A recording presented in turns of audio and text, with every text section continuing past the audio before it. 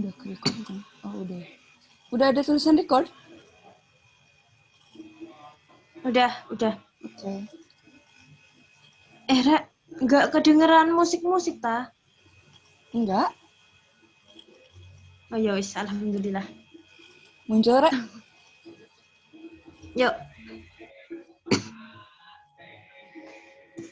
Oke. Assalamualaikum warahmatullahi wabarakatuh. Perkenalkan kami dari kelompok 7 yang terdiri dari saya, Anggita Nabila Serdena, rekan saya Putri Priutami, dan juga Kamilatus Syafiah. Di sini kami akan menjelaskan tentang materi ketahanan nasional sebagai geostrategi Indonesia di ranah globalisasi.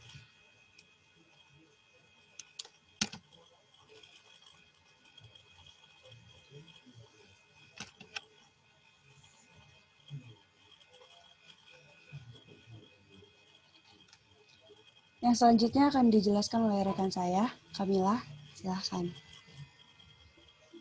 Baik, untuk pengertian ketahanan sendiri yaitu ketahanan nasional merupakan kemampuan suatu bangsa untuk mempertahankan persatuan dan kesatuannya, memperkuat daya dukung kehidupannya, menghadapi segala bentuk ancaman yang dihadapinya, sehingga mampu melangsungkan kehidupannya dalam mencapai kesejahteraan bangsa tersebut. Adapun unsur ketahanan nasional yakni ketahanan nasional Indonesia dikemukakan adanya sejumlah unsur atau faktor yang selanjutnya diistilahkan sebagai GATRA. Gatra Ketahanan Nasional Indonesia disebut Astagatra atau 8 Gatra yang terdiri atas Trigatra, 3 Gatra, dan Pancagatra yakni 5 Gatra.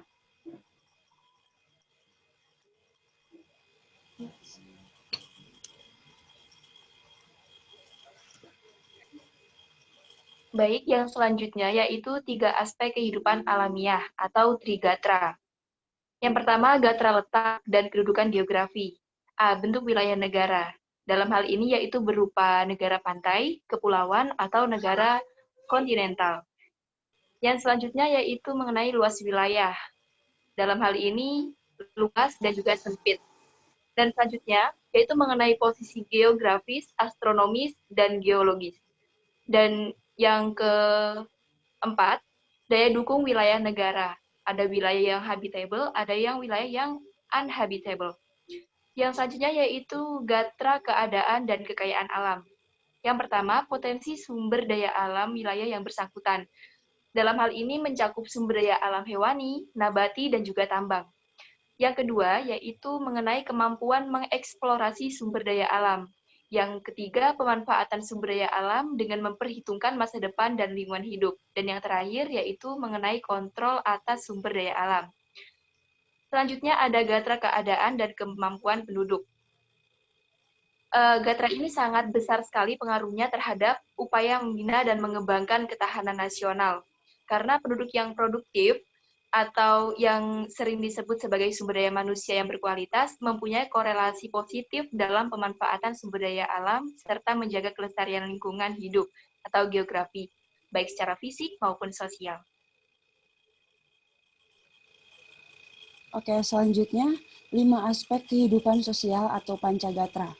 Yang pertama ada gatra ideologi. Gatra ini menunjuk pada perangkat ideologis untuk mempersatukan persepsi dan mempersatukan bangsa, yaitu Pancasila. Yang kedua ada gatra politik, berkaitan dengan kemampuan mengelola nilai sumber daya bersama agar tidak menimbulkan perpecahan, tetapi stabil dan konstruktif untuk pembangunan. Yang ketiga ada gatra ekonomi. Bidang ekonomi berperan langsung dalam upaya pemberian dan distribusi kebutuhan warga negara. Kemajuan pesat di bidang ekonomi tentu saja menjadikan negara yang bersangkutan tumbuh sebagai kekuatan dunia. Yang keempat ada gatra sosial budaya atau sosbud. Nilai-nilai sosial budaya hanya dapat berkembang di dalam situasi aman dan damai. Tingginya nilai sosial budaya biasanya mencerminkan tingkat kesejahteraan bangsa, baik fisik maupun jiwanya. Yang terakhir ada gatra pertahanan dan keamanan atau HANKAM. Bangsa Indonesia dewasa ini menetapkan politik pertahanan sesuai dengan Undang-Undang Nomor 3 Tahun 2002 tentang Pertahanan Negara.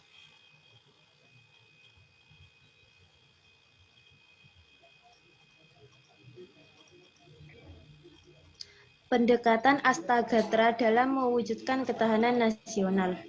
Pembina kehidupan politik dewasa ini mengarah pada sistem politik demokrasi dan budaya demokrasi. Pengembangan sistem politik diarahkan pada penyempurnaan struktur politik yang dititikberatkan pada proses pelembagaan demokrasi, kelembagaan politik, dan kelembagaan dalam kehidupan bernegara. Gatra ekonomi diarahkan pada landasan yang bertumpu pada kekuatan pertumbuhan ekonomi, pemerataan, dan stabilitas ekonomi. Pertumbuhan ekonomi yang tinggi, jika hanya dinikmati oleh sebagian masyarakat, justru dapat melemahkan ketahanan bangsa. Dalam gatra sosial budaya, ancaman yang muncul adalah mudahnya infiltrasi nilai-nilai budaya Barat yang sekuler, liberal, dan materialistik ke masyarakat Indonesia. Dalam hal gatra pertahanan dan keamanan, kepentingan nasional Indonesia yang vital dan permanen adalah tetap tegak dan utuhnya NKRI yang berdasarkan Pancasila dan Undang-Undang Dasar 1945.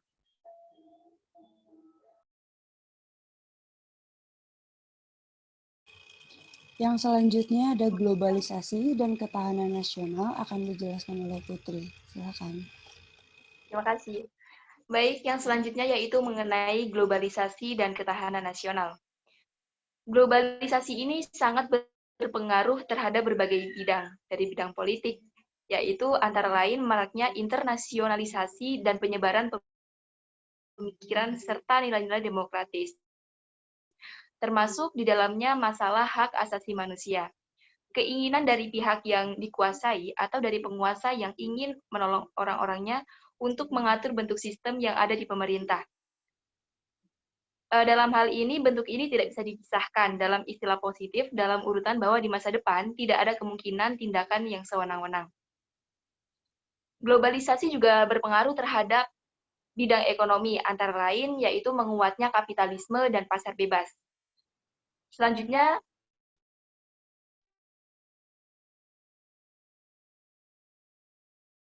ditandai dengan masuknya nilai-nilai dari peradaban lain. Hal ini berakibat terjadinya erosi nilai-nilai sosial budaya atau bahkan jati diri suatu bangsa. Ini juga berdampak terhadap aspek pertahanan dan keamanan negara. Menyebarnya perdagangan dan industri di seluruh dunia akan meningkatkan kemungkinan terjadinya konflik kepentingan yang dapat mengganggu keamanan bangsa. Selanjutnya, ada ancaman yang membahayakan keamanan dan kelangsungan hidup berbangsa dan bernegara, yaitu ada dua. Satu, ancaman militer. Yang dimaksud dengan ancaman militer adalah ancaman yang menggunakan kekuatan bersenjata yang terorganisasi yang dinilai mempunyai kemampuan yang membahayakan kedaulatan negara, keutuhan wilayah negara, dan keselamatan segenap bangsa. Ancaman militer dapat berupa agresi, pelanggaran wilayah, pemberontakan bersenjata, sabotase, spionase, aksi teror bersenjata, ancaman keamanan laut dan udara, serta konflik komunal. Yang selanjutnya ada ancaman nirmiliter. Yang dimaksud dengan ancaman nirmiliter ini adalah ancaman yang menggunakan faktor-faktor nirmiliter yang dinilai mempunyai kemampuan yang membahayakan kedaulatan negara, keutuhan wilayah negara, dan keselamatan segenap bangsa. Ancaman nirmiliter dapat berupa bentuk ancaman berdimensi ideologi, politik, ekonomi, sosial budaya, teknologi, dan informasi, serta ancaman yang berdimensi keselamatan umum. Yang selanjutnya ada analisis kasus. Kasus kita kali ini berjudul klaim negeri jiran yang serumpun. Akan dijelaskan oleh rekan saya Putri.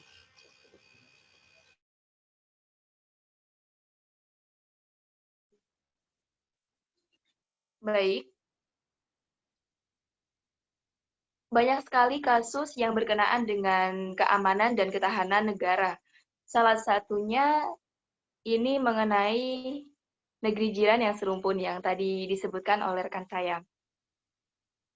Telah beberapa kali negeri jiran Malaysia membuat panas hati sebagian besar masyarakat Indonesia. Negara yang mengusung slogan Truly Asia itu telah berulang kali mengklaim kebudayaan Indonesia sebagai miliknya, seperti klaim dan paten atas batik motif perang rusak, angklung, wayang kulit, hingga rendang. Sebenarnya masih banyak lagi. Ketahanan dan kekuatan nasional ini sangat menentukan peranan negara dalam perkembangan dunia internasional. Ketahanan nasional akan hal kebudayaan juga merupakan salah satu hal yang sangat penting untuk diperhatikan. Karena budaya nasional ini merupakan aset bangsa Indonesia yang harus memperoleh perhatian terutama di era globalisasi saat ini. Budaya nasional menjadi bagian penting negara Indonesia yang dapat dikembangkan dan dikelola sebaik-baiknya.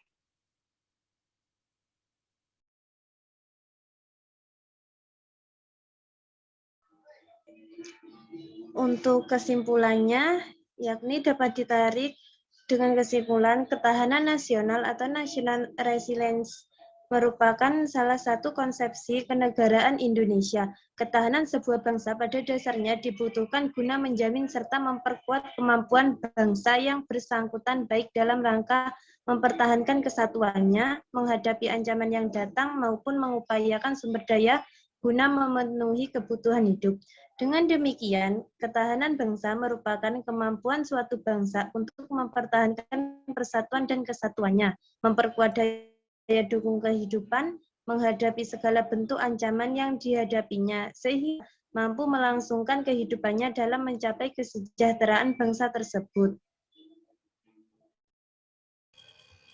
Baik, selanjutnya ada saran. Saran dari semua materi yang telah kita rangkum pada kesempatan kali ini adalah Indonesia merupakan negara yang kompleks, kaya akan sumber daya alam, di mana sangat banyak sekali kelompok yang berusaha merebutnya. Sebab kita sebagai pemuda haruslah ikut aktif dalam menjaga keutuhan Indonesia, dengan mengetahui dan memahami teori dari ketahanan nasional yang selanjutnya akan dipakai untuk memperjuangkan dan mempertahankan kesatuan Indonesia. Jangan mudah menerima ideologi dari negara asing yang malah membawa kita menjadi jauh dari ideologi sendiri dan berdampak pada melemahnya ketahanan nasional. Dengan semangat pejuang yang kita warisi, penulis kali ini, kelompok kita berharap para pemuda dapat membantu dan mempelopori terbentuknya ketahanan nasional yang baik.